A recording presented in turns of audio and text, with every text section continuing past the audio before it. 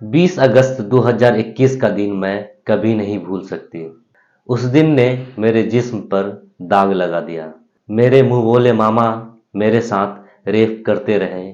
मैं चीखती रही, चिल्लाती रही, मुझे किसी ने नहीं बचाया। लेकिन मुझे जब तक बचाया गया तब तक मेरी जिंदगी नर्क बन चुकी थी। पंचायत में इंसाफ दिलाने के बजाय मेरे जिस्म की बोली लगा दी गई। मैं इंसाफ के लिए दर दर की ठोकरें खाती रही, लेकिन इंसाफ नहीं मिला। वाकई आज की कहानी जब आप सुनेंगे तो आप भी सोचने और समझने पर मजबूर हो जाएंगे। आदाब, नमस्कार। आप देख रहे हैं द रियल स्टोरी और मैं हूं आपके साथ जुनैद अनवर। आज की जो सच्ची घटना सुनाने जा रहा हूं, ये सच्ची घटना है बिहार प्रदेश के मुजफ्फरपुर जिले की। इसी जिले का एक थाना पड़ता है पारू। इसी थाना क्षेत्र के अंतर्गत आने वाला एक गांव पारू।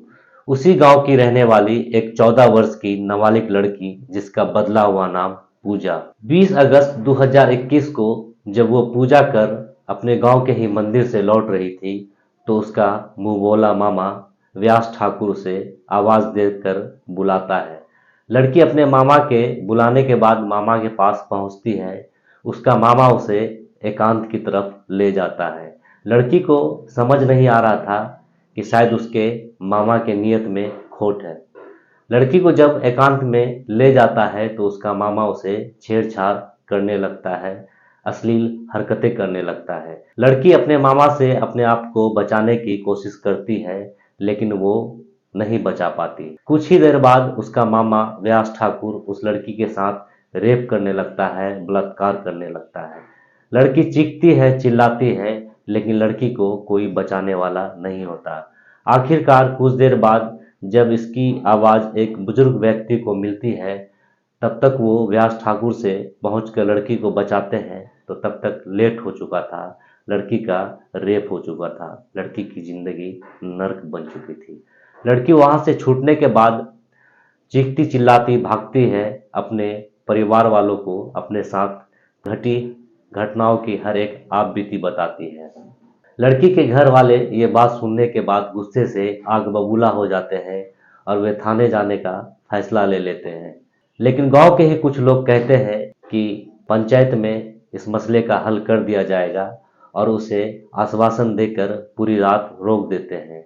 लेकिन अगले सुबह जब पंचायत बुलाया जाता है तो पूरे गांव के लोग उस पंचायत में पहुंचते हैं।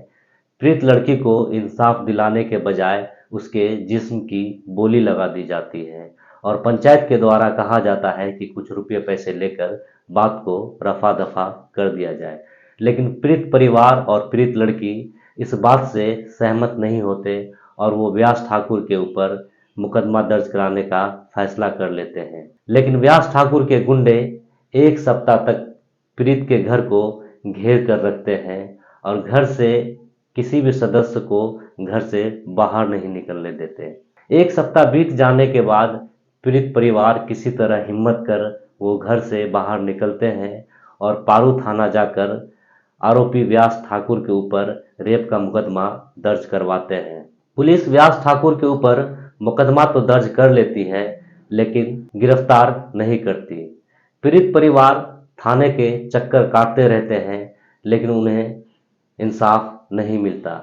आखिरकार जब पुलिस के ऊपर से दबाव आता है तो वो किसी तरह व्यास ठाकुर को गिरफ्तार कर जेल भेज देते हैं। अब मामला शुरू होता है कोर्ट का। अब व्यास ठाकुर के गुंडे और उसके बेटे आदर्श और अंकुश पीड़ित परिवार पीड़ित लड़की को डराने धमकाने लगते हैं और कहते हैं कि अगर तुमने कोर्ट में गवाही दी तो तुम्हारी हत्या कर दूंगा, तुम्हारी जान ले लूंगा। लेकिन उनके बेटे के धमकी से पीड़ित परिवार और नहीं पीड़ित लड़की डरती है और वो कोर्ट में गवाही देने के लिए तैयार रहती है। तभी अचानक एक दिन पीड़ित लड़की 14 साल की जिसका रेप हुआ था पूजा, वो अपने घर से लापता हो जाती है। लापता होने के बाद पीड़ित परिवार थाने जाकर अपनी बेटी के अपहरण का मुकदमा दर्ज कराने की कोशिश करते हैं, लेकिन पुलिस लड़की को ढूंढने के बजाय पीड़ित परिवार से कहते थे कि उसकी बेटी शायद किसी के साथ भाग गई। 5 महीने तक पीड़ित परिवार थाना का चक्कर काटते रहते हैं, अपनी बेटी के अपहरण का मुकदमा दर्ज कराने के लिए पुलिस वालों से गुहार लगाते रहते हैं, लेकिन पुलिस मुकदमा दर्ज नहीं करती। आखिरकार कोर्ट की तरफ से पुलिस को आदेश दिया जाता है कि अपहरण का मुकदमा दर्ज कर लड़की को ढूंढा जाए। उसके बावजूद भी पुलिस लड़की के अपहरण का मुकदमा दर्ज नहीं करती है। 5 महीने बाद पटना के एक होटल में बचपन बचाओ की टीम जब पुलिस के साथ रेड कर रही थी, तभी वहां से 8 लड़की को बचाकर निकाला जाता है। उसमें से मुजफ्फरपुर की 14 साल की सपना भी थी।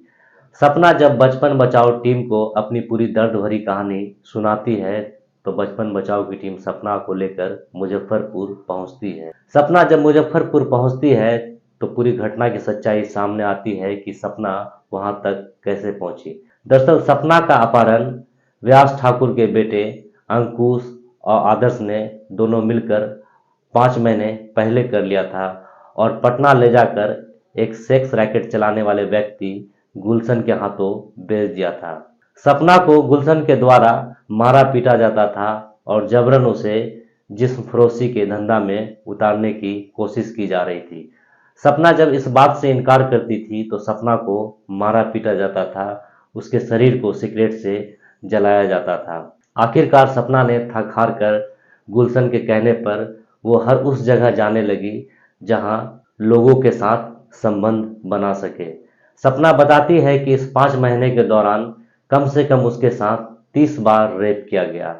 सपना कहती है लोग पैसे वसूल करने के लिए उसे जानवर की तरह काट खाते थे, साथ साथ उससे भी मन नहीं भरता था तो उसके जिस्म को सिगरेट से जला देते थे। इस घटना की सच्चाई सामने आने के बाद व्यास ठाकुर के दोनों बेटे आदर्श और अंकुश के खिलाफ भी मुकदमा दर्ज कर लिया गया है।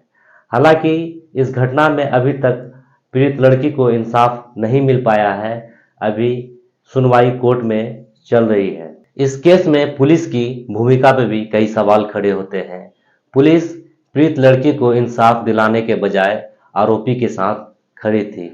दूसरी तरफ वो पंचायत लड़की को इंसाफ दिलाने के बजाय आरोपी के साथ खड़े रहकर लड़की के जिस्म की बोली लगा दी।